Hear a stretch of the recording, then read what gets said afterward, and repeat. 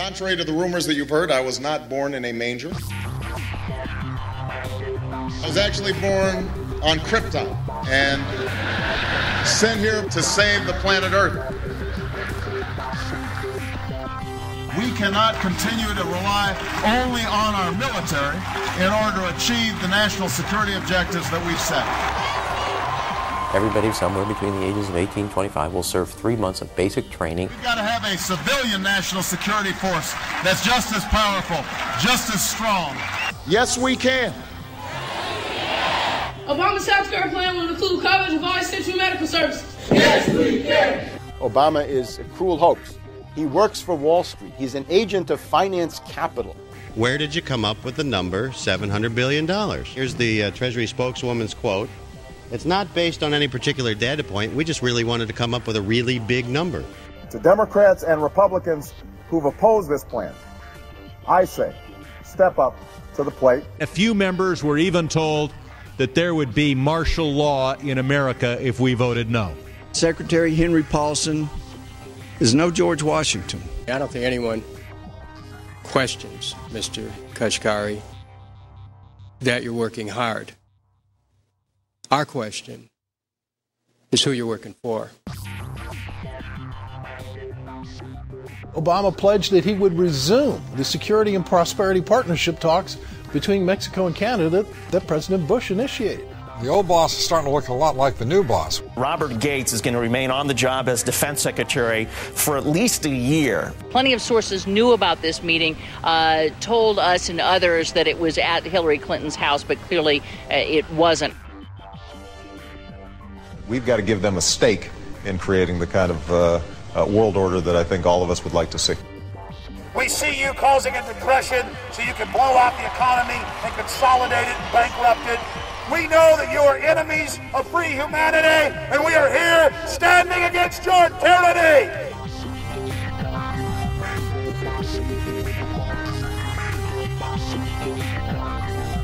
The Obama deception. The truth strikes back.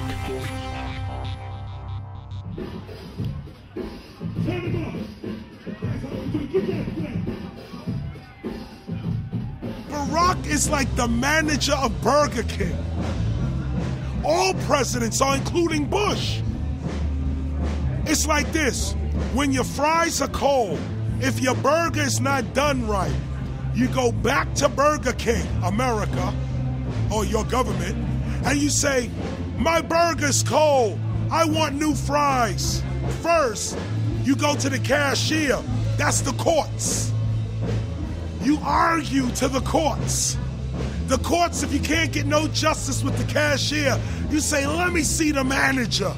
I want to go to the Supreme Court. I want to see the president. The manager comes out. Hi, what can I do for you? Now, the manager can override the decisions of the cashier, but you never get to see the franchise owner of Burger King. If you really have a problem with your burger, you need to go see the franchise owner. We need to go to the top or to the bottom. We need to go to where the real architecture of government is. And it's not in a president. It's in a global scheme. Politics in America today is identical to pro wrestling. And what I mean by that is, in front of the cameras and the public, we all hate each other. I'm going to kick my opponent's butt. I'm going to whale him from here to high water and beat the crap out of him. Yet behind the scenes, we all are friends going out to dinner. Went to dinner together. And it's all a work. All intermarried. Show business. It's showbiz. And that's what you have today in politics. The Democrats and Republicans aren't really opposed to each other. Left and right mean nothing. The only thing that counts is, are you working for Wall Street or you're trying to defend the people against the financiers? It's pretty obvious that there's some gigantic financial institutions that have been pulling the strings of politicians in this country for a long time. And there's the fact that we have it set up where they can donate millions of dollars to these guys' funds, these guys' campaigns. I mean, how do we not expect it all to go bad? America in 2009 was desperate for change. The past 8 years had been a disaster. Those weapons of mass destruction got to be somewhere. Maybe under here.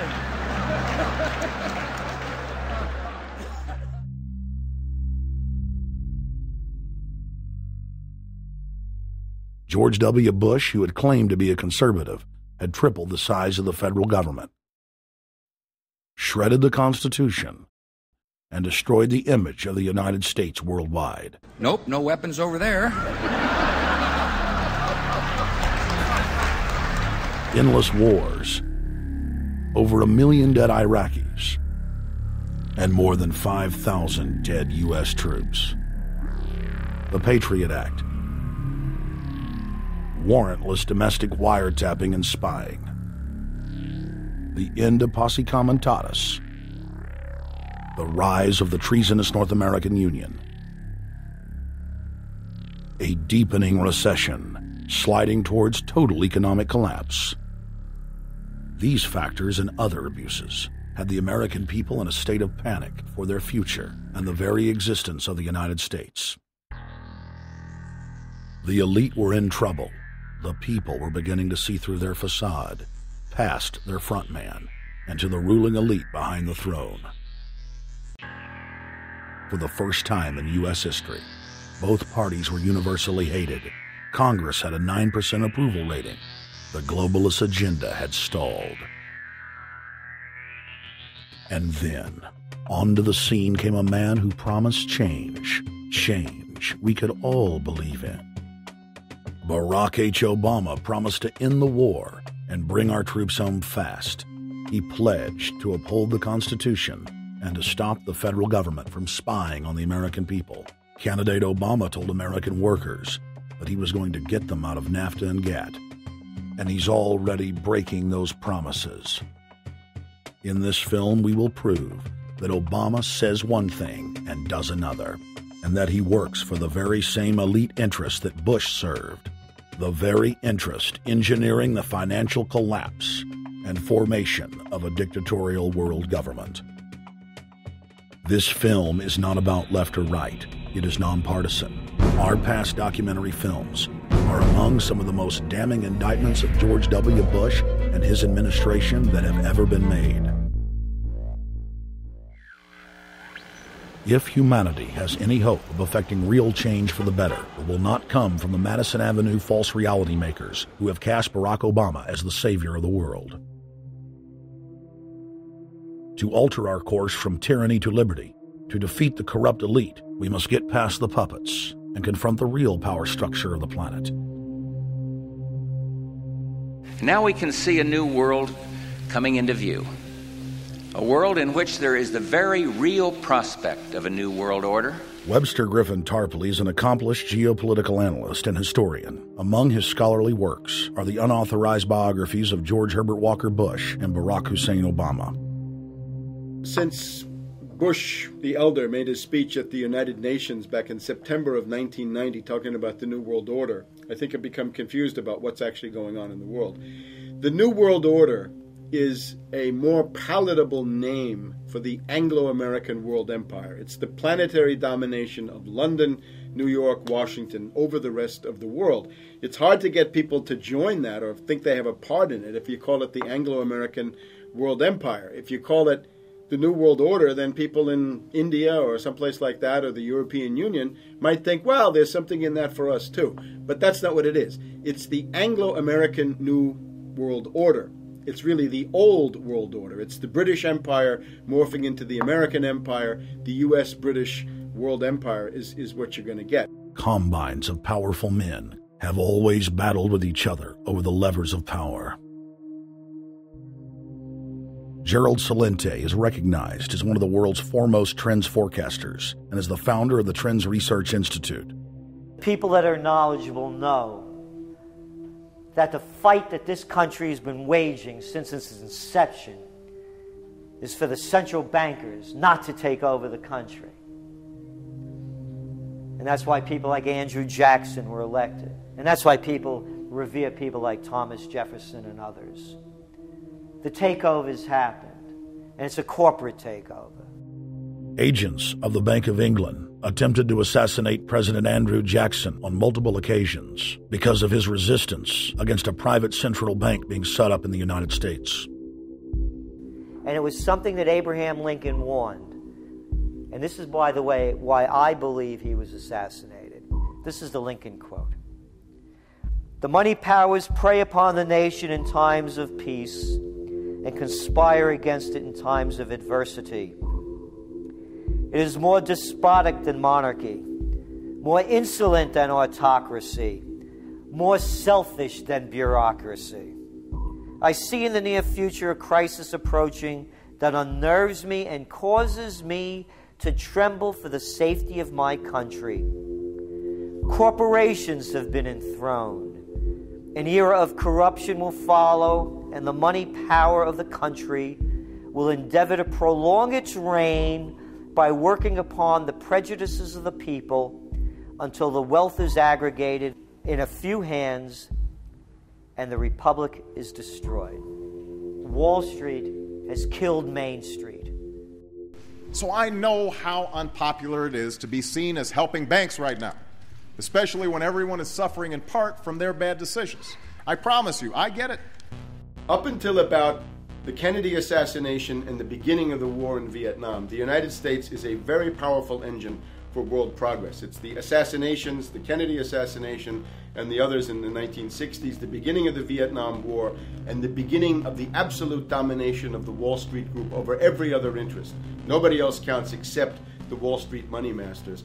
That has now made the United States into no longer a force for progress, but something very different, often a force for destruction in the world. The military-industrial complex has taken over the country along with the Wall Street gang. If you look also at the people that Obama has put on his appointments list, it's all Wall Street. It's government of Wall Street, by Wall Street, and for Wall Street. There's nobody from heavy industry. There's nobody from the auto sector, nobody from Silicon Valley, nobody from big oil, nobody from defense, no labor, no women, no retirees, no small business, nothing. It's pure Wall Street. The only people who have a voice in Obama's councils are Wall Street finance oligarchs. That's all there is. Nobody else counts for anything under Obama. It's the most extreme Wall Street administration we've ever had.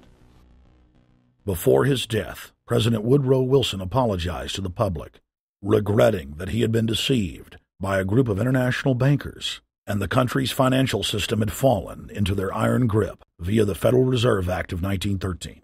Whether sought or unsought by the military-industrial complex, the potential for the disastrous rise of misplaced power exists and will persist. Dwight D. Eisenhower, he warned the people that the military-industrial complex was taking over the country. Only 3 years after leaving office, President Eisenhower's prophetic warning concerning the threat posed to our system of government by the military-industrial complex came to pass.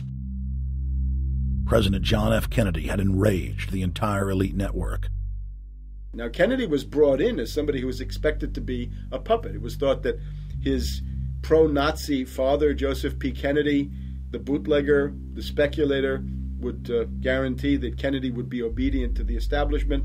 They thought that Kennedy was a sex maniac who could be manipulated through all of this, but it turned out that through his personal suffering, Kennedy had discovered a personal sense of himself which went beyond just being a puppet, and he began to think about things like economic recovery, world peace, having a space program, making deals with the Soviets, cutting the Federal Reserve down to size, and a whole series of other things. Executive Order number 11110, signed by President Kennedy, began the process of abolishing the private Federal Reserve. Kennedy was also pushing for real civil rights reform and had begun the process of pulling the troops out of Vietnam. The last time you had an actual president was Kennedy. The oligarchs took swift and decisive action. When John Kennedy attempted to take the government back from the robber barons, he was brutally murdered. The message to future U.S. presidents and leaders across the world was clear: do as you're told or die. John Fitzgerald Kennedy was the last true president of the United States. And until the globalists are removed from power, we will never have another real one. The other thing about the American presidency you've got to remember is that this is a puppet post. It's automatically going to be a puppet post. The idea that Obama is somebody who's going to come in and exercise real authority when he's obviously been chosen and given everything that he's got by these financiers. Presidents are now little more than corporate pitchmen who take all the political heat, while the controllers remain in the shadows, safe from public scrutiny. Hip-hop icon KRS-One is not just known for selling millions of albums. He has led a tireless crusade against youth violence and has been a strong voice for human rights. If they controlled it before, what makes you think they're not controlling it now?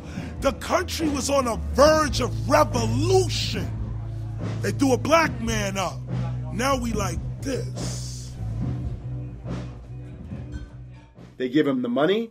They give him the bundling, they give him vote fraud, they give him the media whores, they give him goons, they even have elected officials making threats to put people in jail if they criticize Obama in public. All of this is the mark of a puppet, and that means that he is a puppet, actually more of a puppet than anybody else, more of a puppet than Mrs. Clinton would have been, even more of a puppet than McCain. He's the maximum puppet that we've had certainly since Jimmy Carter. They put a black face on the New World Order, and now we all happy. KRS ain't buying it.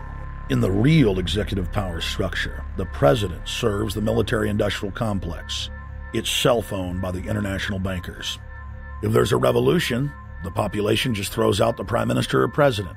The elite stays in power because the public is never aware of who the real enemy is. In Evian, France in 1991, standing before the Bilderberg Group, the apex of the world government power structure, David Rockefeller defined the New World Order as a system of world government serving the international banking elite. For decades, the banker-owned media would attack anyone who dared to warn the public that a dictatorial world government was being constructed right under their nose, and that national sovereignty was being deliberately destroyed. And now, after years of denial, the media and the elite themselves are proudly announcing that not only is world government real, but is the answer to the financial crisis that they carefully engineered. Suddenly, the Wall Street Journal tells us that the North American Union is here, and that getting rid of the dollar for a common currency with Canada and Mexico is good. The Financial Times of London, published by a member of the Bilderberg Group, crowed that a dictatorial world government had been kept in the shadows for our own good, and that it was now time for it to emerge from behind the curtains of national security. White House Chief of Staff Rahm Emanuel stated on record that they can't let this crisis go to waste. You never want a serious crisis to go to waste. And what I mean by that, it's an opportunity to do things that you think you could not do before. And Henry Kissinger, who gave Barack Obama his first job out of college, told national television that the economic collapse was a great opportunity to bring in the New World Order. He went on to say that Barack Obama was the perfect person to sell it to the world. But he can give a new impetus to American foreign policy, partly because the reception of him is so extraordinary around the world. I think his task will be to develop an overall strategy for America in this period when really a new world order can be created. It's a great opportunity. It isn't such a crisis. In June of 2006, our team traveled to Ottawa, Canada, to gather intelligence on the shadow government's agenda for the coming years. I think that's the Queen. Investigative journalist and best-selling author Daniel Estulin had been tracking the Bilderberg Group for more than 16 years. His moles inside Bilderberg informed him that the elite were planning to first run the price of gas up to $150 a barrel, unimaginable in 2006. He also reported that after suckering the middle class back into the stock market, the group was going to implode the subprime mortgage market and destroy public confidence.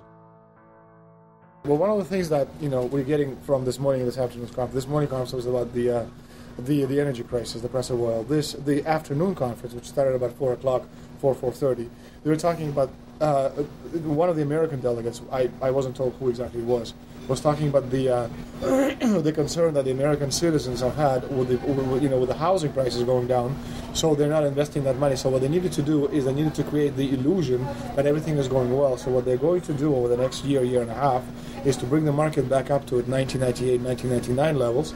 They're going to get all the suckers to invest whatever little money they have left over, and that's when they're going to make the economy bottom drop out. They need to destroy the economy because as we're running out of oil, when people don't travel, at least that's what they're saying, when people don't travel, when people don't have money, they don't travel, they don't spend any money, which means you don't waste a lot of oil and natural gas.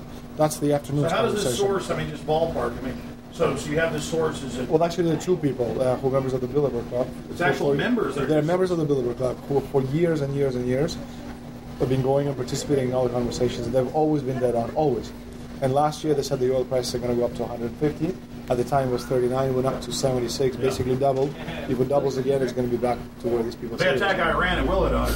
Year after year, Estelin and other reporters like Jim Tucker are able to report on future events with stunning accuracy, all because they know the agenda of the Bilderberg Group. The Bilderberg Group sits at the top of the world power structure.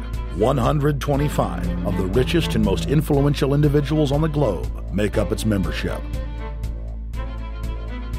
From Istanbul, Turkey to Chantilly, Virginia, we have tracked the elusive Bilderberg Group. Bilderberg always insist on a media blackout. By June of 2008, we had already figured out that Barack Obama was the elite's puppet of choice. The national media claimed that during the weekend the Bilderberg Group was scheduled to meet, that Obama had speaking engagements set for Chicago and the Midwest. We knew better. In a classic bait-and-switch, the Obama campaign told the press corps to get on Obama's campaign plane and that Obama would join them on the flight to Chicago. Campaign staff then slammed the door shut. The fawning press had been shanghaied as Obama's campaign aircraft lifted off without Obama. Robert, why were we not told about this meeting and that the senator wouldn't be on our flight until the doors were shut and we were about to taxi to take off? Again, we had a desire. Senator Obama had a desire to do some meetings. Others had a desire to meet with him tonight in a private way, and that's what we're doing. We set up these meetings. They're being done tonight. Again, Is there more than one meeting? Is there more than one person with whom? I'm not going to get into all the details of the meetings. I don't know that I've got a ton more different answers for all of your questions. Obama wasn't going to Chicago. He had a meeting to attend, a secret meeting. Initially, it was believed that the secret meeting took place at Clinton's Washington, D.C. home. Obama's spokesman denied that, but won't confirm where the former rivals met. He also declined to comment on their topics of discussion. For a day and a half, the mainstream media engaged in a wild goose chase, trying to find out where Hillary and Obama had gone. 3 cover stories later, the corporate press had to admit they had no idea where the 2 candidates had gone. And to this day, Clinton and Obama aren't talking. Plenty of sources knew about this meeting, told us and others that it was at Hillary Clinton's house, but clearly it wasn't. In 2008, the trail led us to the Westfields Marriott Hotel, right outside Washington, D.C. We just flew into Washington, D.C. We're driving to the Westfields Marriott. Tomorrow, the hotel's closed throughout the week into the weekend for the Bilderberg Group meeting. We're going to check in the night before. They're going to kick us out tomorrow. So we're going directly into the belly of the beast. The hotel will be filled with at least 5 spy agencies: CIA, Defense Intelligence, Mossad, European Union security. We checked into the Westfields Marriott 48 hours before hotel guests were scheduled to be thrown out ahead of the annual meeting. The building was nestled in the heart of the military-industrial complex, with the National Reconnaissance Office and Raytheon just a stone's throw away.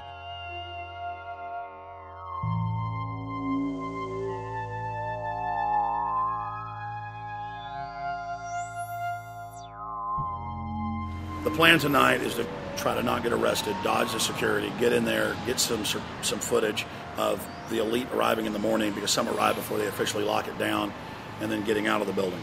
That's our plan. I'm also going to be getting a call by a international syndicated radio show, Coast to Coast AM with George Norrie, and all week he's getting briefings from me every night about things as they develop.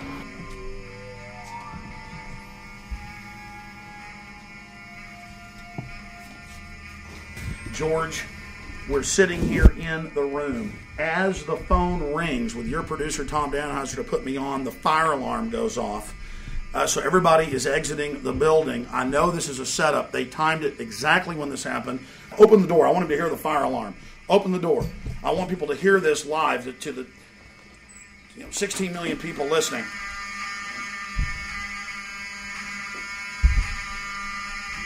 George, do you hear that? Now, they're going to use this as an excuse. The Westfields Marriott, right outside D.C. in Chantilly, they want to use this to flush us out of here. They're very upset. Everybody that covers Bilderberg, I was detained 2 years ago, interrogated, screamed at. They said Bilderberg was upset about me, wanted to stop us.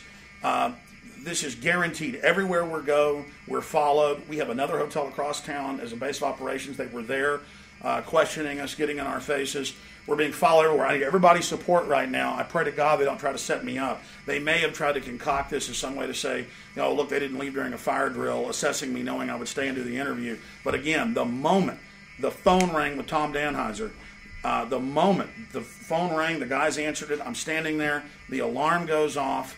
It's going off right now. The guests are exiting the hotel out there. Of course, there's no fire. This is just absolutely insane. I noticed, too, that there was over 100 security people here today, but tonight we got back and it was a total ghost town, and this is what's insane. We have a security guy walk up to us 30 minutes ago, about 25 minutes ago, before this happened, and said, "What are you guys doing?" We said, "We're just walking around checking out the artwork in the hotel," which we actually were admiring, but we were also going around getting some footage. And they said, "Well, no cameras allowed." We said, "Fine." And then he said, "Yeah, we had somebody do a fire alarm a few weeks ago, and me and Rob, my camera guy, were on, why is he telling us about a fire alarm?"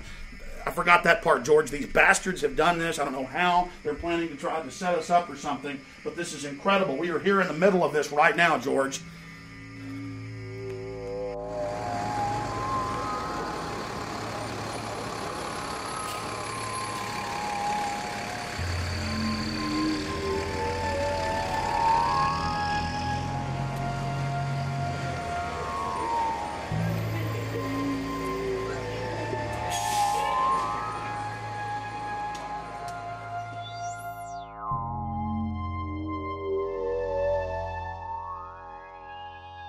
Stay there. Keep it locked.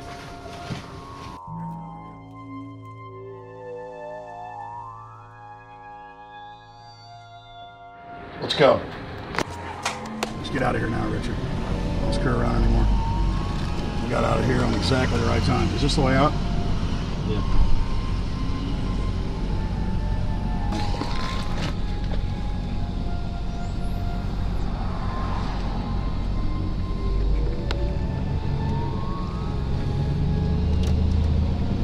We got a car right behind us.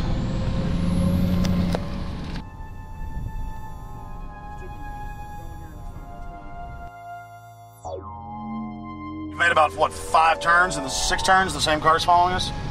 Now he looks like he's following us into a... He came out of Bilderberg. He came out of the Westfield. He's being a little bit subtle, but... Not too. So there he is. That's him over there in the blue car. Yeah.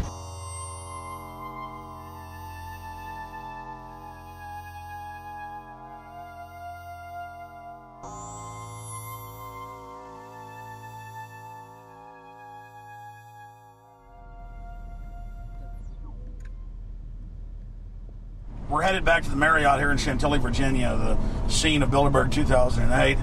We successfully infiltrated the last day and a half inside, got out with some great stuff.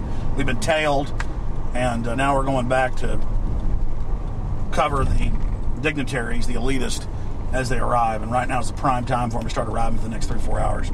We took about a 30-minute break. I'm sure we missed a few, but it doesn't matter. So we've got scores of people that just organically are listeners, info warriors that are out here taking action.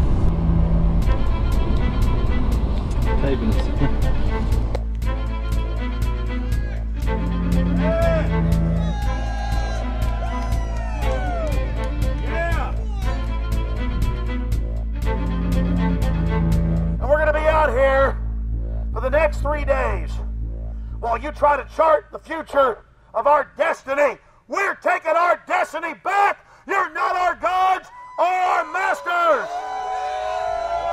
We witnessed at least 7 convoys of armed Secret Service entering the Westfield's Marriott, and internal sources confirmed that both candidates did attend at least one meeting inside the conference. While the Bilderberg Group was 100% successful in 2008 at keeping their name out of the mainstream media, they did not fare as well when it came to the exploding independent press. During the entire 2-day event, anti-New World Order protesters and alternative media encircled the hotel. You are being exposed everywhere! From David Rockefeller, from John Edwards, from Bill Clinton. Your game of secrecy is over! You're gonna pay! Get it! It's up close! You piece of trash!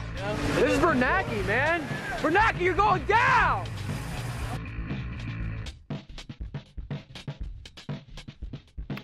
Obama, we know you're here, Obama. You cleared your schedule for the next 3 days. We know you're in Virginia. Arch criminals! New World Order scum! We are not your slave scum!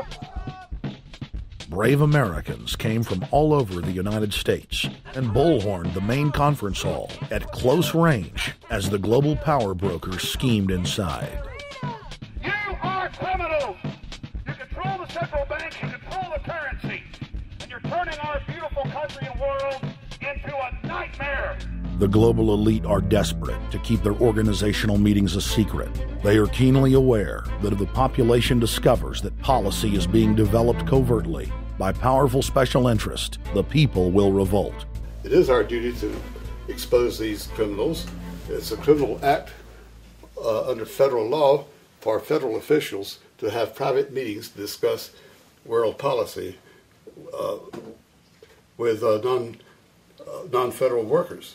So everybody from the State Department, Treasury Department, White House, Defense Department, and others who show up, as they always do, they're committing a criminal act simply by being here to attend a secret meeting with officials from other countries to discuss U.S. policy in the world.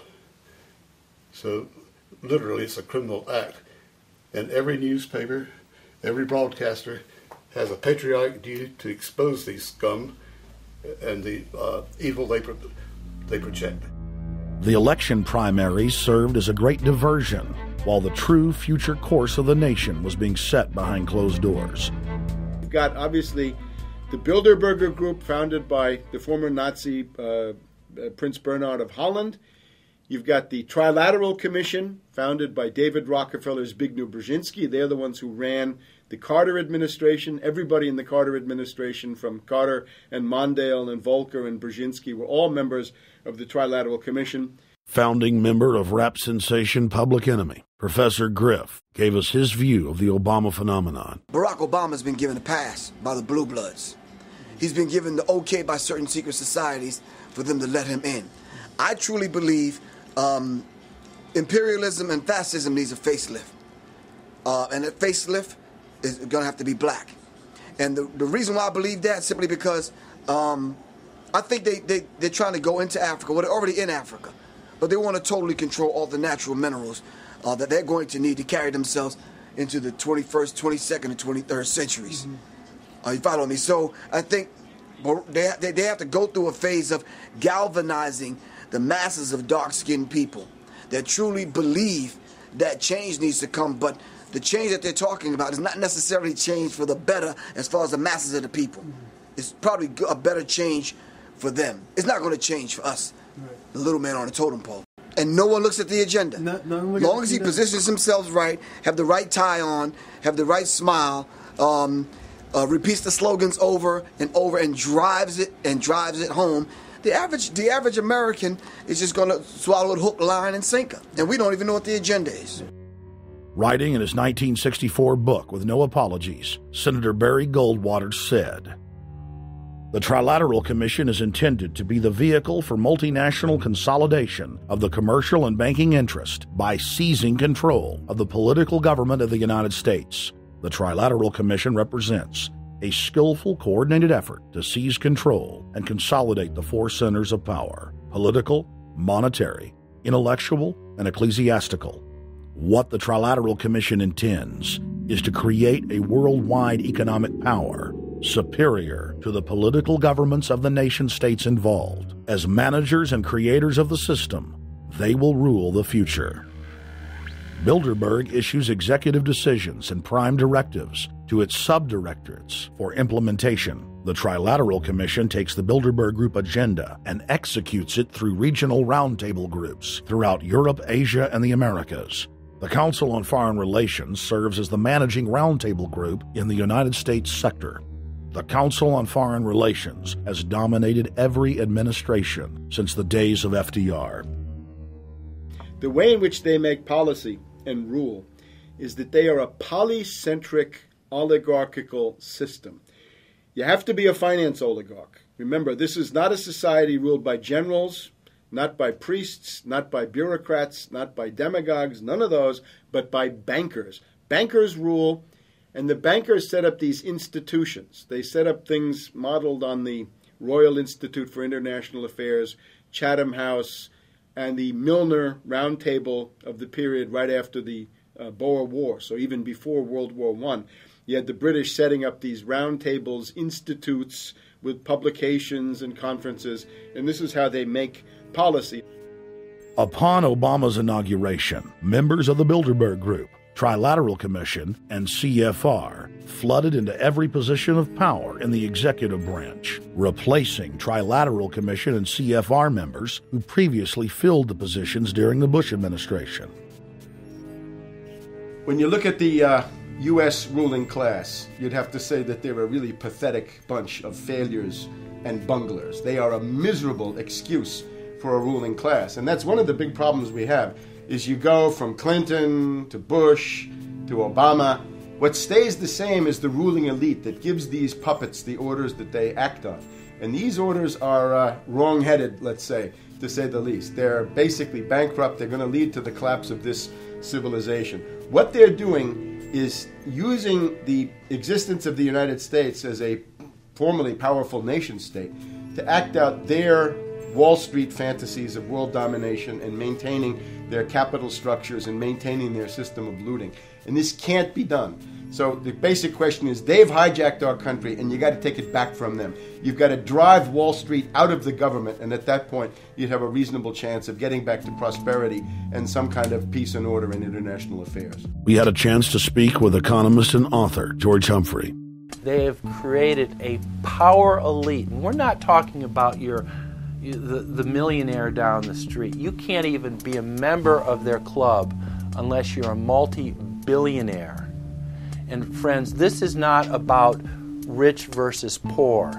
This is about a very, very small handful of the worst criminal element on this planet, manipulating and destroying the good people of this nation and of this world. About this Obama with change. Look at the people he's put in to mastermind the economic recovery. Larry Summers. I love it. Every time they talk about Larry Summers, he's always brilliant. He's another brilliant one.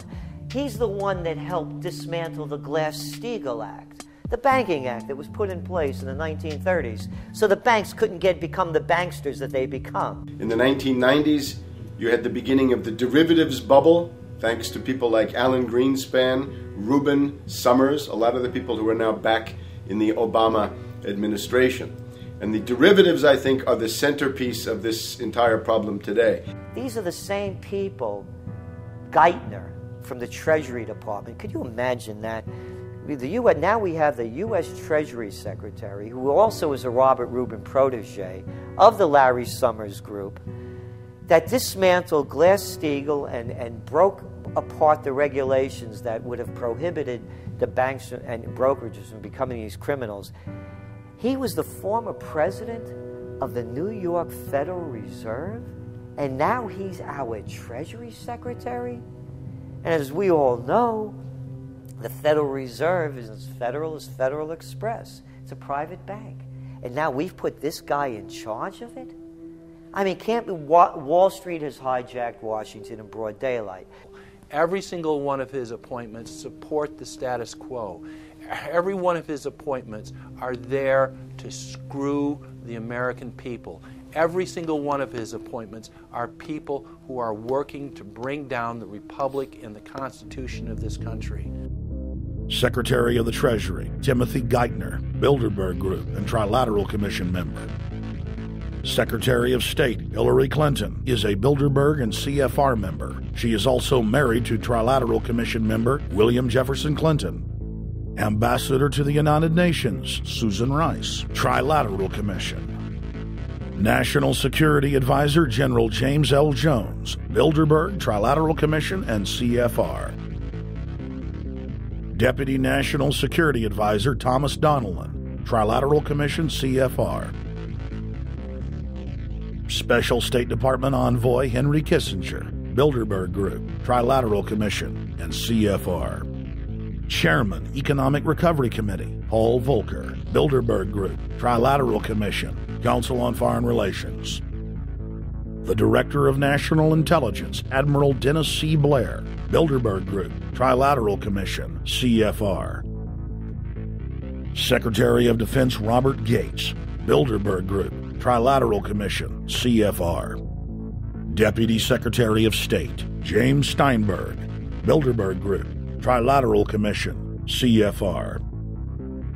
State Department Special Envoy Richard Haas, Bilderberg Group, Trilateral Commission, and President of the CFR. Obama Presidential Advisor Alan Greenspan, Bilderberg Group, Trilateral Commission, CFR. State Department Special Envoy Richard C. Holbrooke, Bilderberg, Trilateral, CFR. And the list goes on and on. Even if Barack Obama were the most wonderful person in the world, he was groomed and brought to power by the global elite to carry out their agenda. Humanity must look past Obama and realize that presidents come and go, but the shadow government and their program of global enslavement continues. How could people be so stupid and gullible to believe a bunch of political people? So people who voted for Obama were trying to express, I think, first of all, something worthwhile. The hatred for Bush, Cheney, the neocons, the desire to punish the Republicans for their adventures, their police state, and their economic depression. The second question was on the economy. People felt that Bush was selling them down the river into a world depression. He is, of course, the new Herbert Hoover in that regard, so they were trying to get something different from that. The tragedy, of course, is, and this is really why Obama was groomed and prepared over a period of almost 30 years now, that Obama is there to frustrate and to deceive all of those hopes. Obama is a cruel hoax. He's a bogus sham. He's an absolute denial of everything that you'd expect from an American president. It is very disturbing to see well-meaning people falling for high-tech propaganda over and over again. It happened after 9/11. The American people en masse were swept into a mob psychology, irrationally throwing their common sense to the wind and doing whatever the administration told them to. The general public eventually caught on to the fact that George W. Bush was a deceitful thug and that the economy was in freefall. In the midst of it all, Barack Obama was there, speaking out against the abuse of the people at the hands of the establishment. With the election of Barack Obama, the world rejoiced that the United States was no longer in the hands of madmen. But unfortunately for humanity, this was another vicious fraud. I want to like the guy. He speaks gently. He's intelligent. He seems to be a man of peace. He is just as charismatic as they come. But you know what? Is that a tree is really, really measured by the quality of its fruit. And when you kind of put away all the flowery words, when you put away all the rhetoric, when you put away all the rock and roll music, what he does is what's important for the people of this country, starting with the truth. Obama is notoriously a liar. He promised that he would get out of Iraq, I think within 16 months at some point. We had Samantha Power telling the Scotsman that he wouldn't be bound by those promises, and sure enough, he's now not going to be bound by those promises. Obama pledged in hundreds of speeches and interviews that within 6 months of being elected, he was going to bring our troops home from Iraq. But after he was inaugurated, the story changed. Now he said that they would look at bringing some of the troops home in 16 months. 2 weeks later, his story had changed again. Now the administration would look at bringing the troops home in 23 months. Well, Obama's already fudging. He's fudged since day one in this election, where he first said we're getting out. Well, now it's a timetable, and now it's da-da-da, because they're getting to him. They're understanding that, and he ain't going to be able to get him out because people more powerful than him got us in. When he first ran, remember, he was going to take the troops out. I get in there, troops come home. Day one. There is no military solution in Iraq, and there never was. I will begin to remove our troops from Iraq immediately. And then that went to 16 months. And now he's going to add, they're saying, another 30,000 or more troops to Afghanistan. Next, he sent 30,000 more Marines to Afghanistan, doubling the total number of forces in the crosshairs. Barack then announced that he was going to move missile systems into Eastern Europe to encircle Russia. But after all, what should we expect after he kept Bush's Secretary of Defense Robert Gates? The outcome of this policy is if you're constantly meddling near the Russian borders with these fascist creeps, IMF, NATO agents like Yushchenko of Ukraine or Saakashvili or Georgia, or these Kaczynski twins in Poland, or various collections of people in Latvia, Lithuania, Estonia, you're tied to these gangsters, and if they decide to start a war, that rapidly escalates into thermonuclear World War III. This is worse than the neocons. Bush and Cheney never got as far as Brzezinski, Soros, and the other people running Obama. Barack Obama swore that he would vote to repeal the Patriot Act, but then he voted for its reauthorization.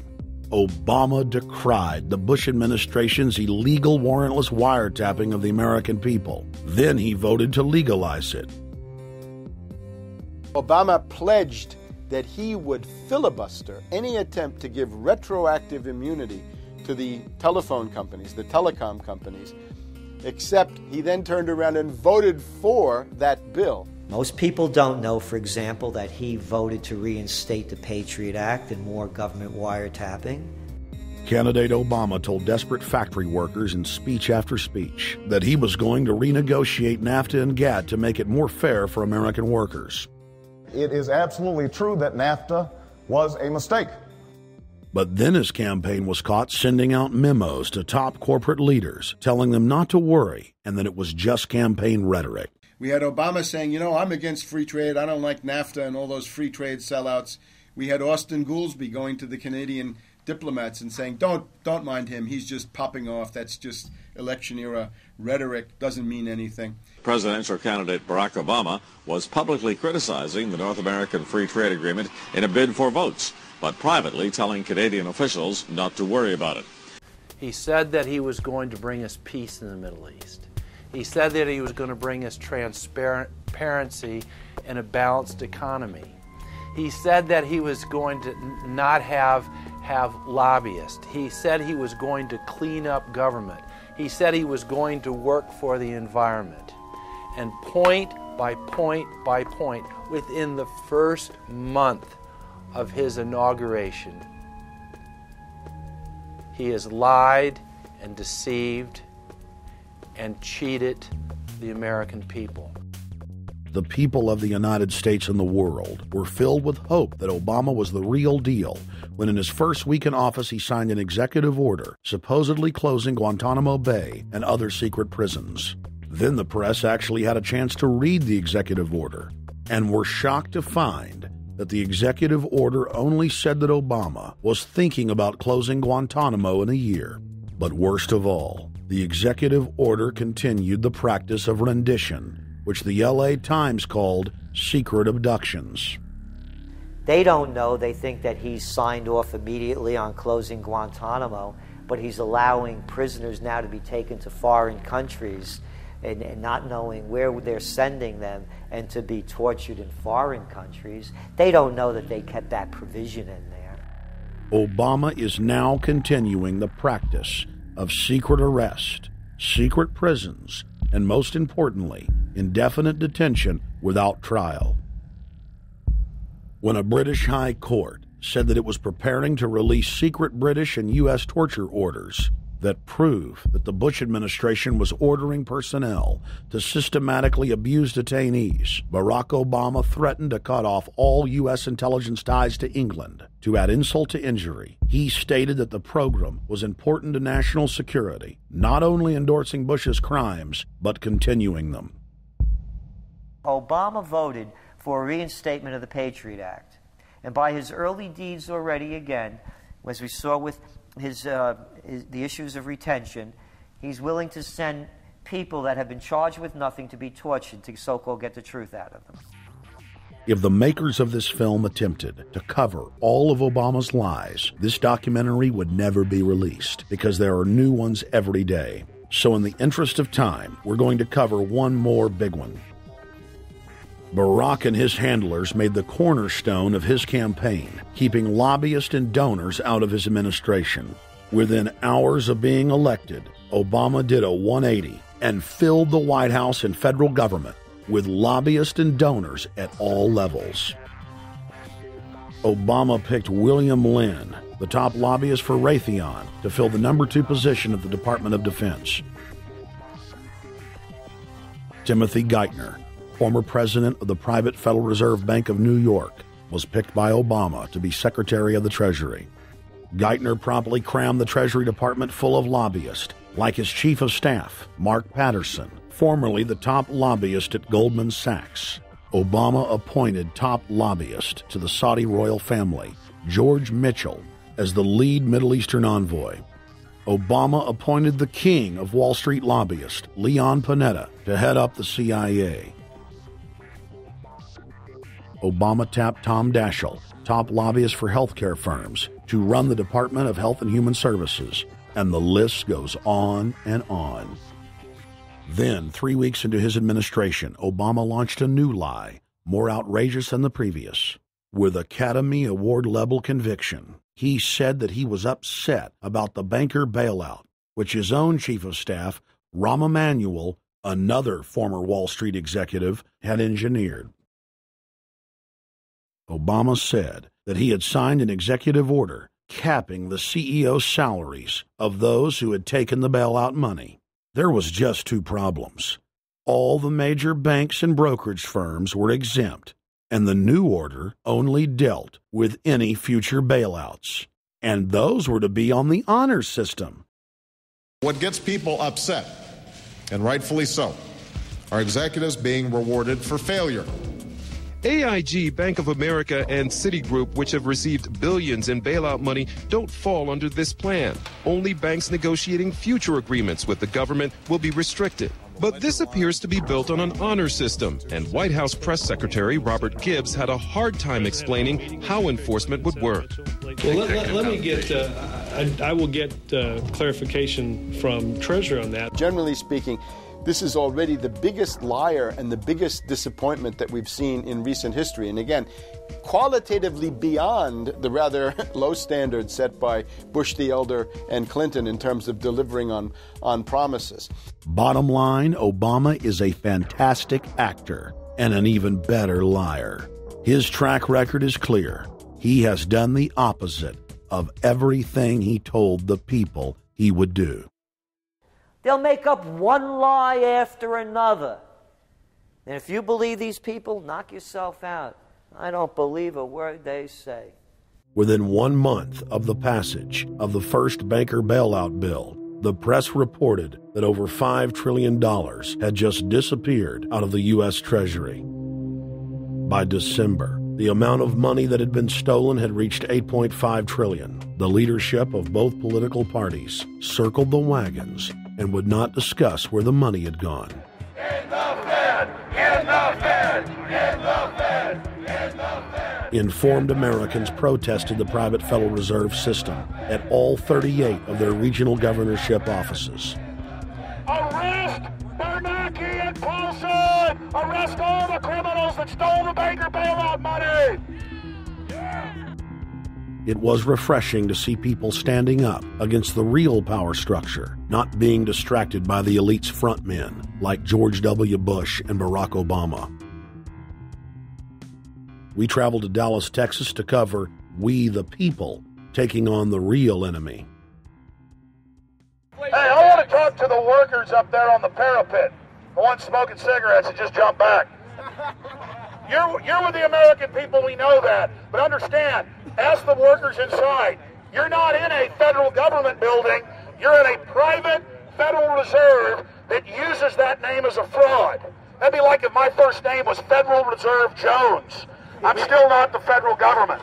I'm not a federal agency. But if I said my name was Federal Reserve, I could go out and pay off politicians and get them to allow me to get into power so I could issue the currency and credit, and then I could buy up the world. That's what these criminals have done. A lot of people think that the Federal Reserve is already part of the government. They're not. It's controlled by cliques of unelected, unaccountable bankers meeting in secret. Most of these people have never even been through the formality of a Senate hearing or a Senate confirmation. They claim that they're part of the U.S. government. They masquerade as if they were part of the U.S. government. But in reality, this is a purely private operation. Jackals, hyenas, raptors, all of them loyal, not to the American people, but to the Wall Street banks, which is where most of them come from.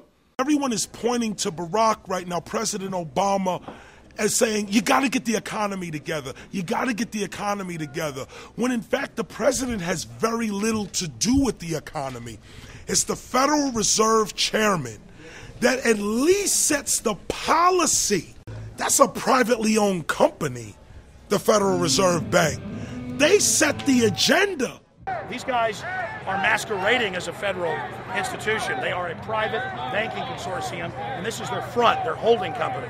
The Federal Reserve is not federal. It's a front for a private banking cartel. That's on record in congressional testimony, and they're the ones orchestrating the economic collapse we're seeing right now, so that's why we're here. While at the In the Fed rally outside the Federal Reserve Bank in Dallas, Texas, we spoke with Ron Paul's brother, Wayne Paul. 1913, the Federal Reserve Act was passed, floor of the House, where 3 members of Congress were on the floor. At that time, they only needed a majority of votes to pass it. So in 1913, the Federal Reserve Act was passed. 20 years later, 1933, under Roosevelt, the United States was declared bankrupt. And in 1933, the Federal Reserve Private Bank says, okay, USA, what are you going to pledge as collateral on the debt you owe me? What happened by 1936? Does anybody know? We instituted Social Security system, and you and I and our children and our children's children were pledged as collateral on the debt of our government to the Federal Reserve. And that's where we're at today. It took 20 years to make this country bankrupt, and since then, our government has operated under emergency powers of our government. It is not the president that makes the decision in this country. It's the Secretary of Treasury who turns around and is put in there by the Federal Reserve to manage the bankruptcy. We've been in bankruptcy ever since. So to print $700 billion and to give it away, how do they get away with it?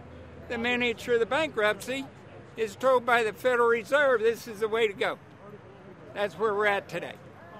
Yes, we should point out, Congressman Ron Paul now has a huge amount of sponsors for a bill in the House of Representatives to abolish the private Federal Reserve crime syndicate. In 1913, the money power of the country was taken away from the people. By constitutional privilege, it belongs with the Congress, but it was given up in the Federal Reserve Act. The Federal Reserve is no more federal than Federal Express, but yet it has the power to determine the direction of use of money in our economy. If we could take that power back and put the Federal Reserve under Treasury, we start to be in a position of being able to control monetary policy on behalf of the United States people. The Federal Reserve is totally private, and Alan Greenspan 2 weeks ago on PBS on Lair NewsHour said on record that they are above the law, the Congress, the President, everyone. No court can do anything. We run America. What is the proper relationship, what should be the proper relationship between a chairman of the Fed and a president of the United States? Well, first of all, the Federal Reserve is an independent agency, and that means basically that there is no other agency of government which can overrule actions that we take. So long as that is in place and there is no evidence that the administration or the Congress or anybody else is requesting that we do things other than what we think is the appropriate thing, then what the relationships are don't frankly matter. Notice what Greenspan is saying. Greenspan is saying the Federal Reserve is beyond the law. And in reality, they are in practice beyond the law. Nobody, as far as I know, has ever audited the Federal Reserve. One of the first things we ought to do when we nationalize the Fed is go in there and find out the audit. Who stole money? Who engaged in corruption? There's a whole series of people going back to Volcker, to Greenspan, to Bernanke, and so forth. Think of the arrogance of a private group of banks that have bankrupted the nation by design so they can repo the country. A private group of banks that loaned us our own money back are telling us they're above the law. You are not above the law, criminals. No one is above the law. No one is above the law, and the private Federal Reserve sure as hell isn't either. Since the founding of the Federal Reserve back under Woodrow Wilson, the Federal Reserve has struck out 3 times. They didn't stop the crash of 1929. They didn't stop the banking panic of 1932, 1933. And now they are the cause of the derivatives crisis because they're the ones who inflicted derivatives on the world with Alan Greenspan. Instead of our economy being about goods and services and real products and manufacturing, it's all about these guys, the private Federal Reserve that masquerades as a government entity who controls the issuance of currency and credit. They're the ones that have cut off the liquidity in the market. They told us have a debt-based economy. Then they cut it off once they get us under their thumb and implode the economy so they can consolidate it. And that's what they're doing right now. I mean, it's in their own documents. It's in their own statements.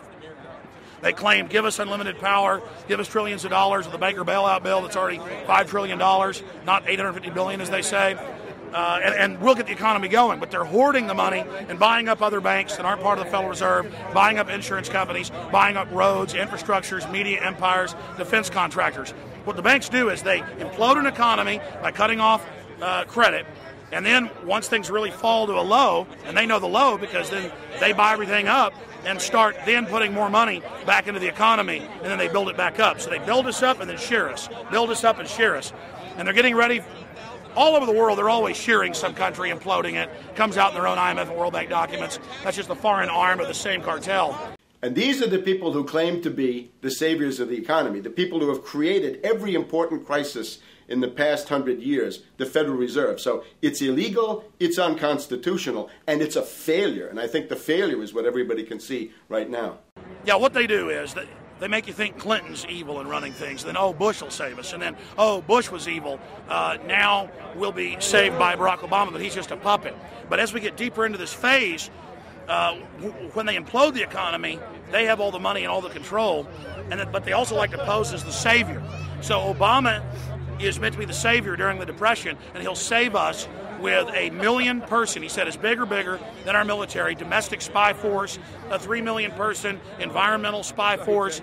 So giving people these jobs to be government bureaucrats and spies to go out and manage the other 290-something million Americans. And so this is classical fascism. The communists also do it. Any vertically integrated command and control authoritarian system does this. So they're openly following what the same group of banks did in Germany, Russia. It's in the Communist Manifesto to have a private central bank because the private central bankers actually wrote the ideas that they had Marx and Engels put out. People go, well, why would the banks want communism? It doesn't exist. They rape us, they consolidate us, they put us into work brigades, they make us slaves, and they say it's a people's paradise.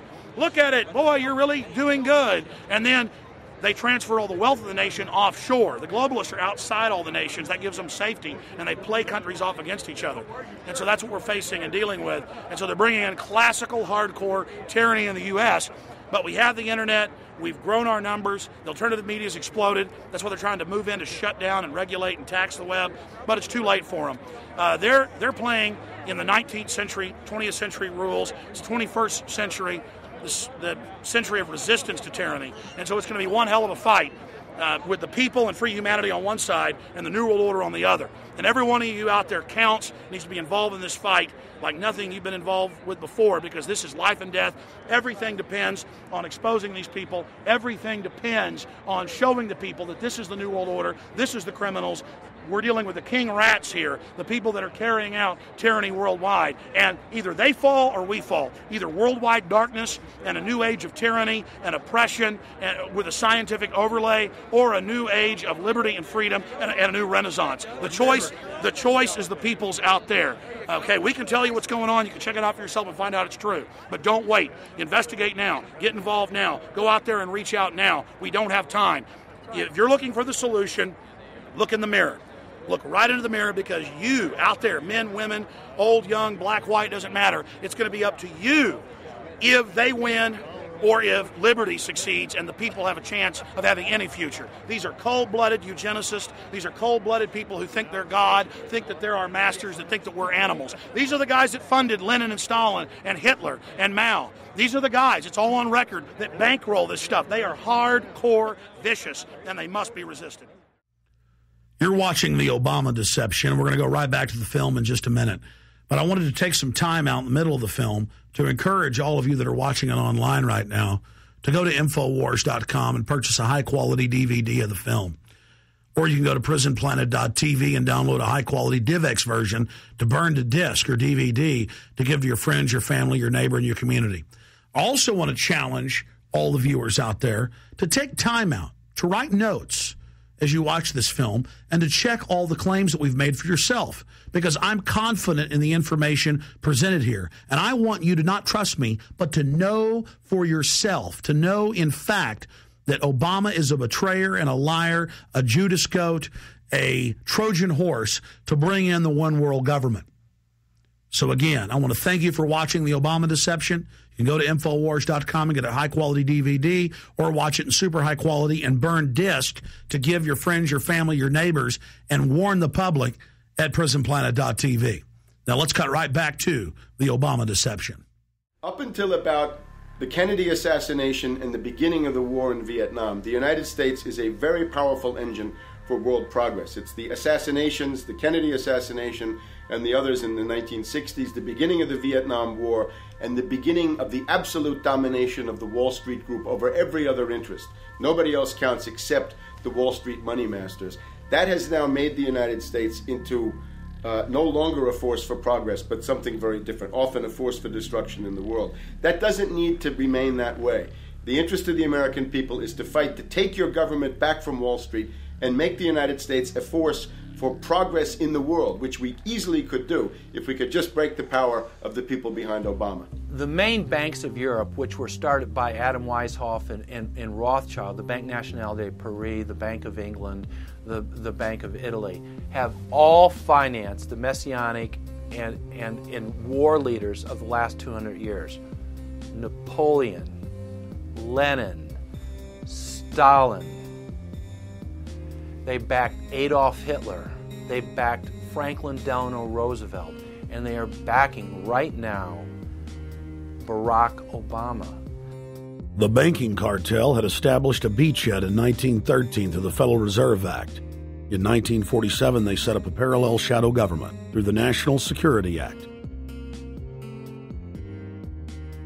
From 47 on, the national security state began the long process of absorbing federal and state bureaucracies, while at the same time undermining the constitutional power of Congress and dominating the executive branch.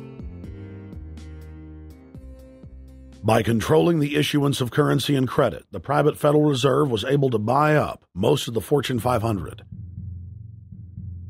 And if a company wouldn't sell, the bankers would unleash federal regulators to run them out of business. Private central banks in Europe, the United States, and England took taxpayer money and loaned it at over 30% interest to third world nations. The bankers would then bribe the leaders of those countries not to pay back the loans. Their third world puppets would sign agreements stating that when the country defaulted, the banks would be given all the natural resources and infrastructure of the once sovereign lands. But worst of all, the countries would pledge future taxes paid by the people in perpetuity as profit to the private banks.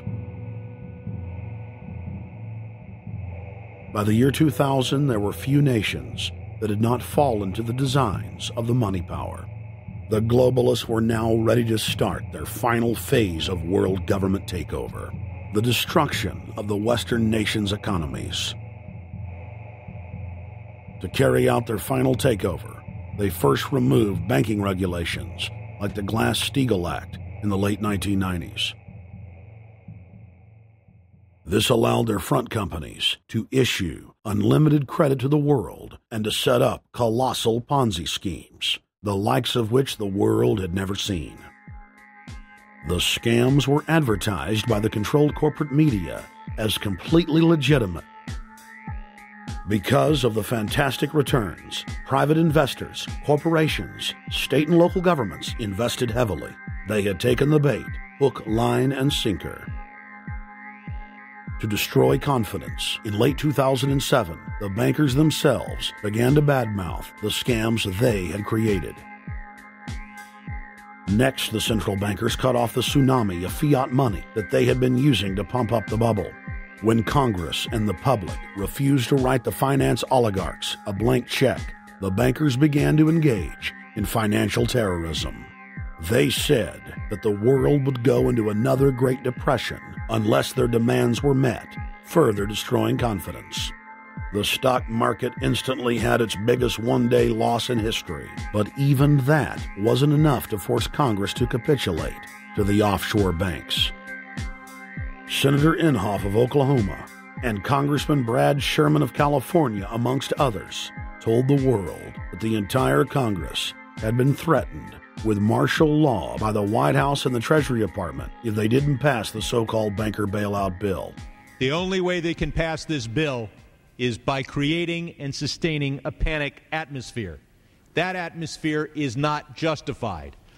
Many of us were told in private conversations that if we voted against this bill on Monday, that the sky would fall, the market would drop 2,000 or 3,000 points the first day, another couple thousand the second day, and a few members were even told that there would be martial law in America if we voted no.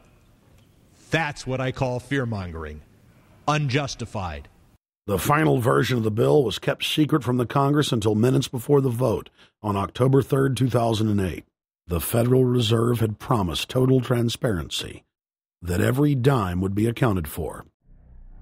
To Democrats and Republicans who've opposed this plan, I say, step up to the plate.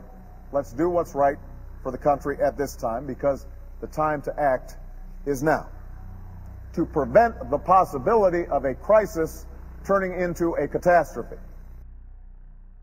After its passage, the public learned with horror that the bill was really a financial coup d'etat by Wall Street. The bill didn't just give $700 billion to the banks. It was a blank check. And as of February 2009, $9.7 trillion has disappeared into a black hole. Within 24 hours of its passage, Secretary of Treasury Henry Paulson said they were no longer going to use the money to unfreeze the mortgage market by buying bad debt. We went to Congress. Illiquid assets look like the way to go. As the situation worsened, the facts change. I will never apologize for changing an approach or strategy when the facts change. Paulson has, in the meantime, admitted that the subprime mortgage crisis is not the cause, really, of the breakdown of the entire world banking system and the bankruptcy of most of the banks in London and in Wall Street. He said, oh, we're going to buy up toxic assets, but we're not going to worry about subprime mortgages. What he's talking about is derivatives. Derivatives are the center of the crisis. He went on to say that where the money was going was a secret. I believe that banking institutions are more dangerous to our liberties than standing armies. If the American people ever allow private banks to control the issuance of their currency, first by inflation, then by deflation, the banks and corporations that will grow up around the banks will deprive the people of all property until their children wake up homeless on the continent their fathers conquered. The issuing power should be taken from the banks and restored to the people, to whom it properly belongs. Thomas Jefferson, 3rd President of the United States.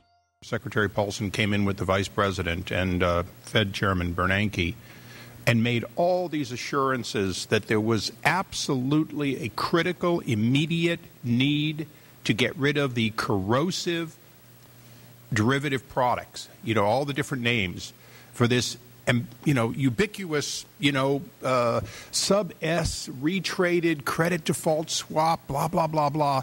Okay? But they talked about them as though they knew what the hell they were. You got the money and you immediately said, what items, what auction? Now, the Treasury just basically cut that out of the bill.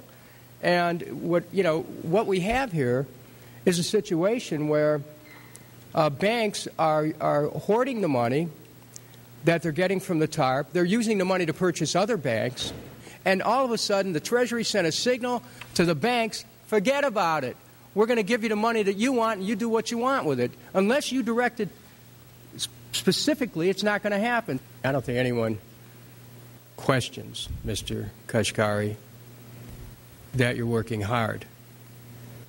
Our question is who you're working for. Throughout its passage, President Bush and Senator Obama worked in tandem to get Congress to pass the bill, without even having time to read it, despite the fact that in major polls, 98% of the American people were against the bill. The leadership in both parties were for it. And I really want to commend Barack Obama, because as we were involved in the this and that and different provisions of the bill to persuade people, he really gave them confidence that this was the right decision for the American people, even though it wasn't, in our view, a great bill for them to vote on. I want to take a particular moment to also thank an individual who's not here, and that is Barack Obama, who made numerous calls not only to all of us, but to members of our caucus, and helped us gather the votes on the Democratic side to pass this legislation. Bank heads then bragged to the press that they were hoarding the bailout money and using it to buy up smaller, healthy banks and insurance companies. Their plan was working like a charm.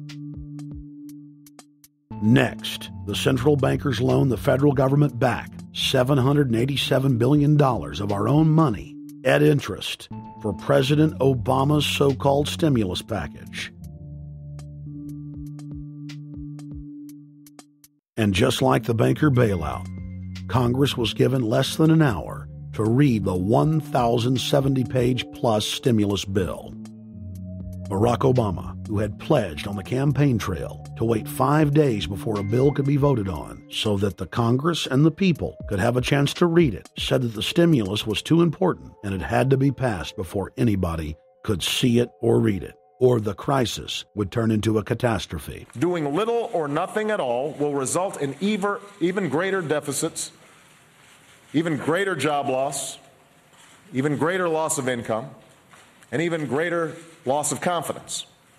Those are deficits that could turn a crisis into a catastrophe, and I refuse to let that happen. After its Friday passage, in gangster fashion, President Barack Obama took a 4-day vacation and said that there was no rush to sign it. The spending bill was really a takeover bill, designed to further federalize the states and to pay off rich donors that had donated to both parties. As the world slid deeper into depression, the bankers celebrated the fire sale that they had created.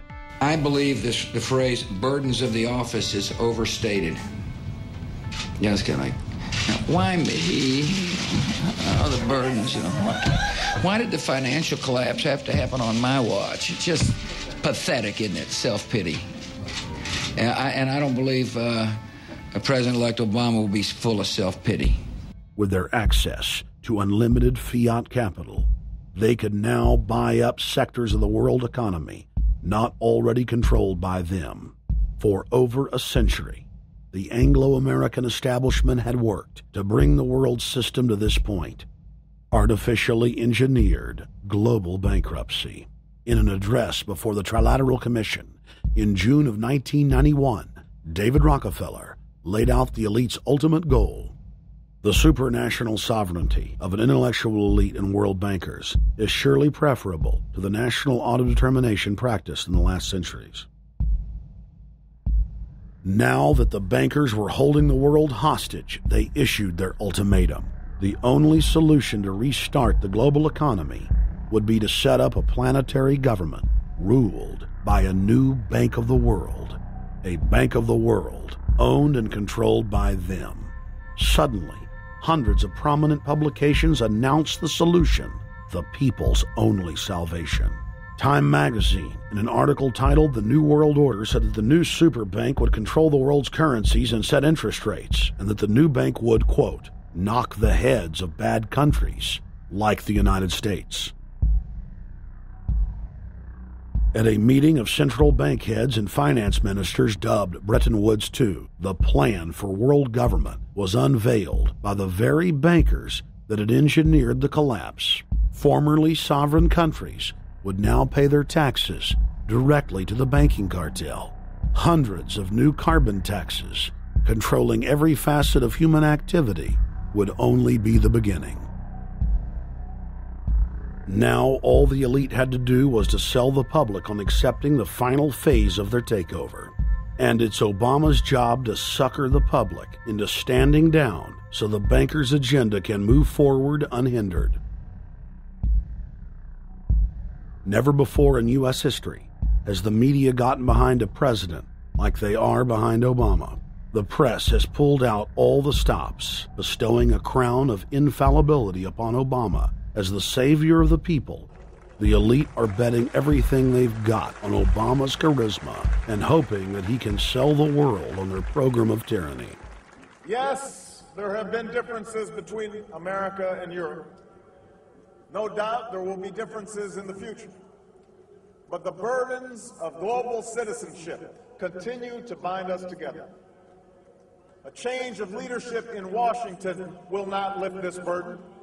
In this new century, Americans and Europeans alike will be required to do more, not less. Partnership and cooperation among nations is not a choice. It is the only way. We've got to give them a stake in creating the kind of world order that I think all of us would like to see. In truth, Obama is not simply continuing George W. Bush's policies. He is radically expanding them. I thank President Bush for his service to our nation. This film has documented the painful fact that Barack Obama's agenda is the complete opposite of what he has claimed it to be. Now we will reveal what Barack Obama and his controllers' true agenda is.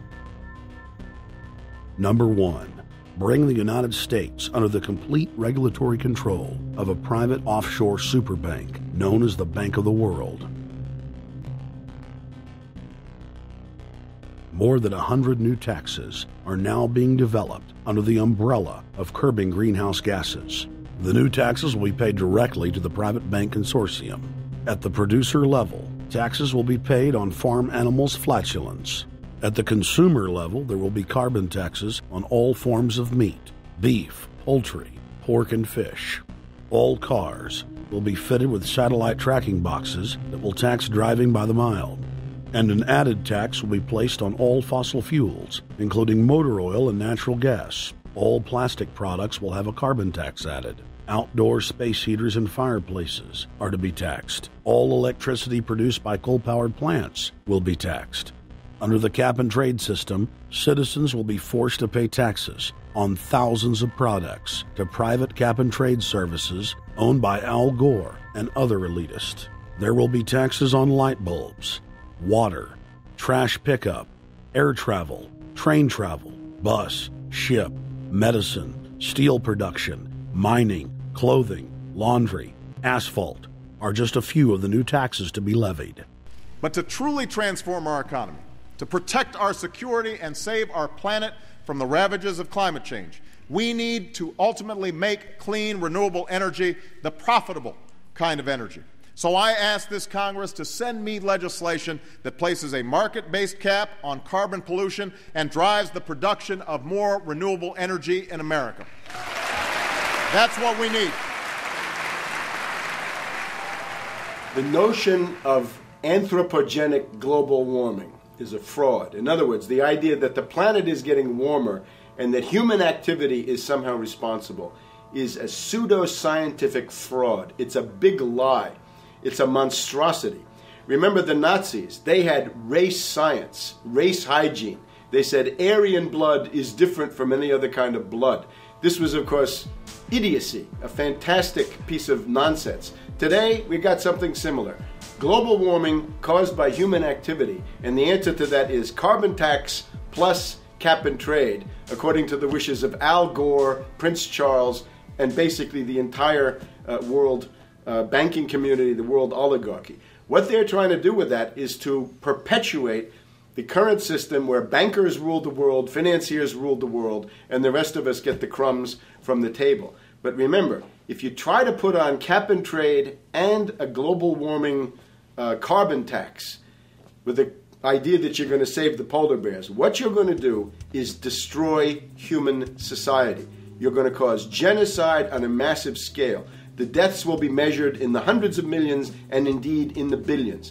Just the idea of global warming means that there'll be no development for Africa, no development for the poorer parts of Southeast Asia, and no world economic recovery of any kind ever in our entire lifetime. So it's important to expose and fight the pseudo-scientific fraud of global warming. One more point about this. You don't need a climatologist to know that this stuff is a fraud. I'm a historian. I can tell you, in the last 1,000 years, we had a period of very warm temperatures called the medieval warm period, where all kinds of grapes and semi-tropical stuff was growing very far into the northern hemisphere. That was about 1100, 1200. It happened to correspond with an all-time maximum of sunspots. Right now, we can say that we're going into another maximum period where there'll be some warming, but we're well within the limits of the medieval warm period. About 1600 to 1650, there was an ice age in northern Europe. The North Sea was filled with ice. The German and Dutch ports and the English ports were filled with ice. That corresponds to an all-time minimum of sunspot activity, the Spörer minimum and the Maunder minimum. So this has largely got to do with solar activity. We can see that other planets, not just the Earth, are warming slightly as a result of increased solar activity. But we're well within the minimum. So what the oligarchs claim to be an open and shut scientific case is a piece of pseudo-scientific nonsense, and it should be rejected.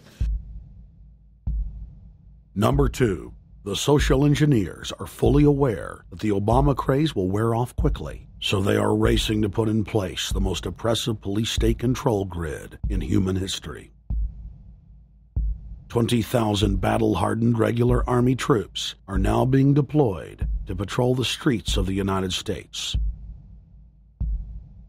FEMA is now building giant camps in every region of the country, and the Congress has introduced bills like the National Emergency Centers Act, H.R. 645, which merges local governments and the police under federal control. And as we all know that have watched these things, they're ready for the riots. With these detention centers that are being opened up around the country, with state police training for riot control in the event of economic calamity and food riots, they know what's going on and they're prepared for it. So people better also prepare for it themselves. Anyone that's not prepared for what's going to happen, they deserve what they get, because there's enough information out there pointing to the problems, and they should take all precautionary actions. Next, Obama ordered the Defense Department to issue DoD Directive 1404.10, establishing a 1 million-person civilian army under his control. Simultaneously, Obama launched USAService.org. The new website deceptively masquerades as a federal agency, but in reality is a recruiting tool building a separate, completely private army outside of government that takes orders directly from Obama's controllers. Barack Obama has refused to rescind Presidential Decision Directive 51, signed by George W. Bush. The directive plainly states the president is a dictator and that Congress is ceremonial. We cannot continue to rely only on our military in order to achieve the national security objectives that we've set. We've got to have a civilian national security force that's just as powerful, just as strong, just as well funded. President Obama and his Chief of Staff, Rahm Emanuel, have repeatedly stated on the record that all Americans below the age of 64 will be forcibly conscripted into federal service.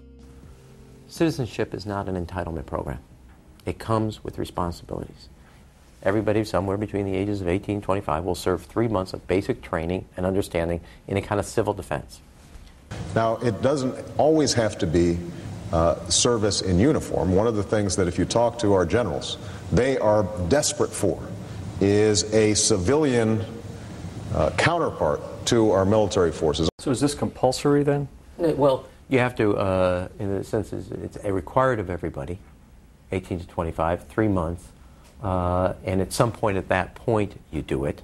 Obviously, I'm not going to say perfect legislation. We'll work that process through. Or you could do it during a college summer, or you could do it after Anytime. high school. If you have a demagogue with a fanatical mass movement of personality cultists who is imposing the program of a group of extreme bankers and finance oligarchs, that's fascism. Obama's transition site, change.gov, proclaimed that middle school and high school students will be forced to serve the federal government. Fascism is gutter up, streets up, hooligans, thugs, fervently idealistic students, swarming adolescents, just the kind of thing you see around Obama. The way you get a population to enslave itself when the police and the army are no longer enough to do that. So I think that's if you're a left liberal, it's time to open your eyes to that. All young Americans between the ages of 18 and 24 will be conscripted into a paramilitary domestic security force. If Obama has his way, adults and seniors will also be forced into other forms of service for the betterment of the homeland. Number 3, disarming the American people. Obama operatives in the Congress have introduced more than 10 bills that would end the Second Amendment as we know it. H.R. 1022 would allow the new Attorney General Eric Holder the dictatorial power to ban any gun he wishes at will. In 2008, before the Supreme Court, in the D.C. gun ban case, District of Columbia versus Heller, Holder argued for the complete disarmament of the American people and that only the military should own firearms. H.R. 257 would ban all youth shooting sports, including YMCA and Youth Olympic shooting clubs. H.R. 45 would force all gun owners to undergo federal psychological screening, registration, and testing to keep their firearms. White House Chief of Staff Rahm Emanuel has proposed the extrajudicial banning of any American on the fraudulent no-fly list from owning any firearm. That is, if you are on the no-fly list because you are known as maybe a possible terrorist, you cannot buy a handgun in America. Over 25,000 Americans are added each month to the no-fly list, which numbers over 1 million people who have not been charged or convicted of any crime. It's a case of mistaken identity for a 5-year-old boy from Normandy Park. He had trouble boarding a plane because someone with his same name is wanted by the federal government. King 5's Mimi Jung is live at SeaTac Airport to explain. Mimi. Lori, it's hard to believe that a 5-year-old could be considered a threat, but that's exactly what happened here at SeaTac last week when Matthew Gardner showed up for a flight to LAX. Then they fly on charter. As 5-year-olds go, Matthew Gardner is about as harmless as you can get. But when he and his mom checked in for their flight at SeaTac last week, Matthew was considered the criminal. If you're on that no-fly list, your access to the right to bear arms is canceled because you're not part of the American family. You don't deserve that right. There is no right for you if you're on that terrorist list. And even though this Matthew Gardner is only in kindergarten, TSA workers still conducted a full-blown search. They searched all of our belongings. They took everything apart piece by piece. Nadia Counter says it wasn't easy being treated as a possible threat to national security. I picked up my child to give him a hug and tell him, it's okay, we're doing fine. And they reported to me that I was not allowed to touch him. He was a security risk, and they had to research me to make sure that I had not obtained any materials from him. Number 4, massive restrictions on the First Amendment guarantee of free speech. The President, Congress, and the FCC have announced plans to not only curtail speech on talk radio and newspapers, but to also regulate speech on the Internet through the Orwellian-named Fairness Doctrine. The Obama machine is also pressuring Congress to pass draconian hate speech laws that will eviscerate the First Amendment. Number 5, they plan to further federalize health care so that the government can dictate what kind of care citizens receive. Modeled after the British system, this includes rationing care and restricting what procedures the handicapped and elderly are eligible for. Number 6, Obama is already pushing to expand the Department of Defense budget and to station more U.S. troops overseas to encircle Russia, China, Iran,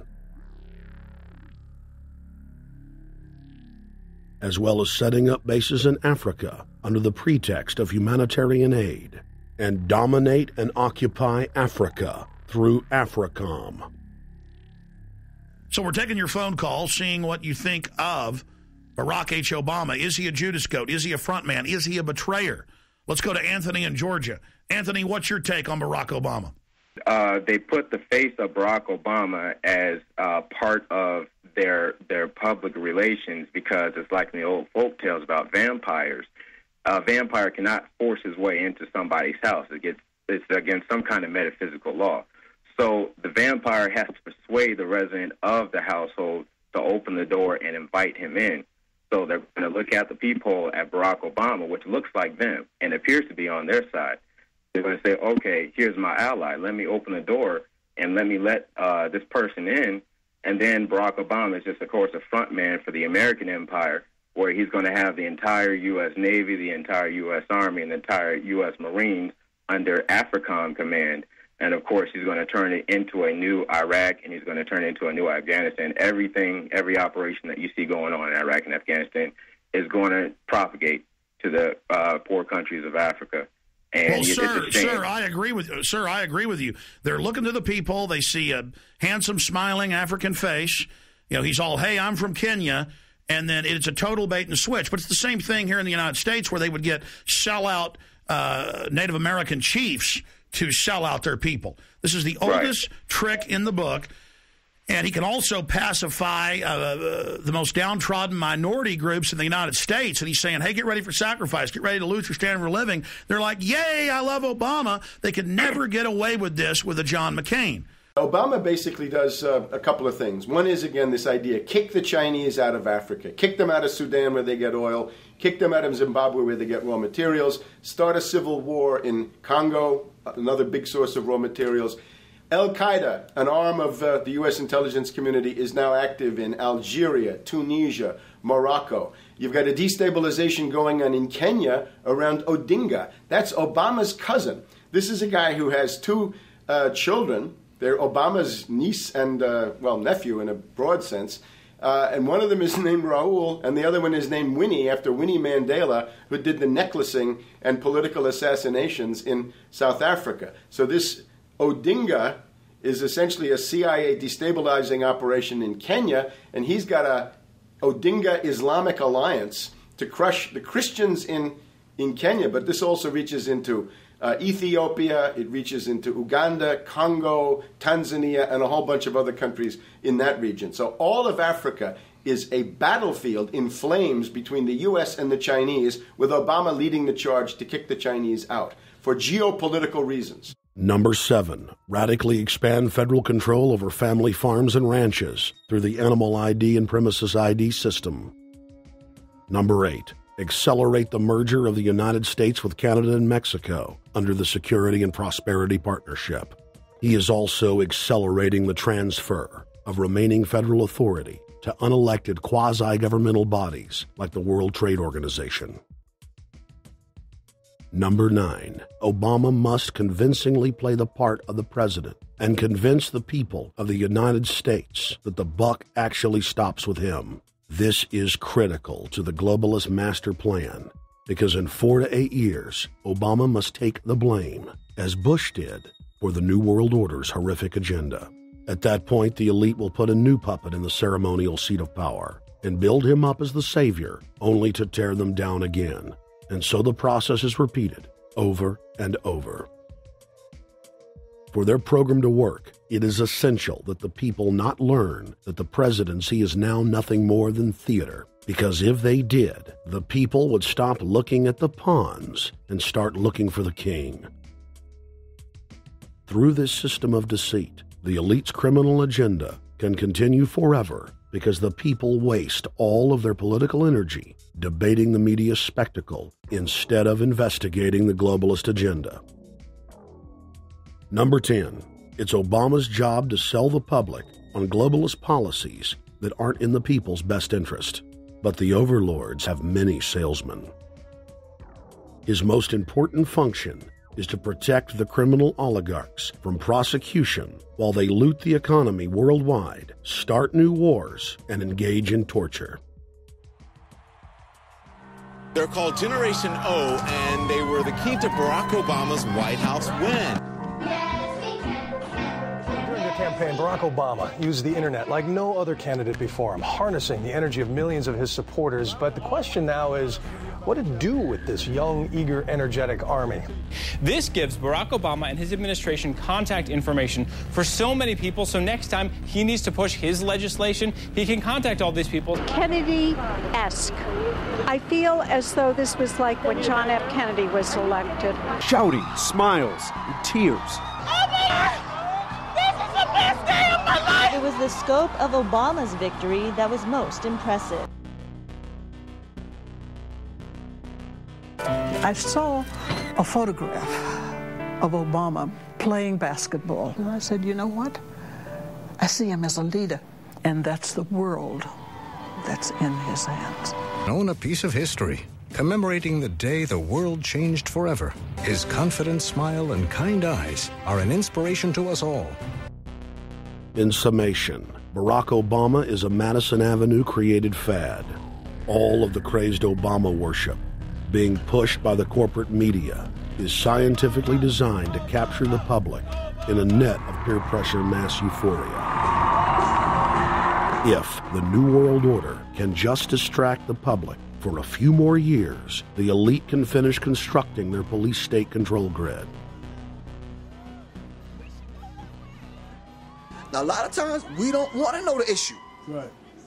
We don't want to know the issue. We feel, what do you call this thing where you get this false sense of gratification, but because a black man is in office, everything's going to be all right. No, everything's not going to be all right. Yeah. Until you look into the agenda on what the Democratic Party has been about, is about, and will be about, regardless if Barack Obama is the president or not. And that's real. Barack Obama is the perfect Trojan horse. He makes the people feel like they finally have a place at the table, even as he betrays them. I won't have to worry about paying my mortgage. Oh, it's such a blessing to see you, Mr. President. Thank you for taking time out of your day. Never in my life would think that this would ever happen. Sadly, many Obama supporters can't see what's right in front of their faces because they've already invested their very identity in this artificially created cult movement. Throughout history, it has happened over and over again.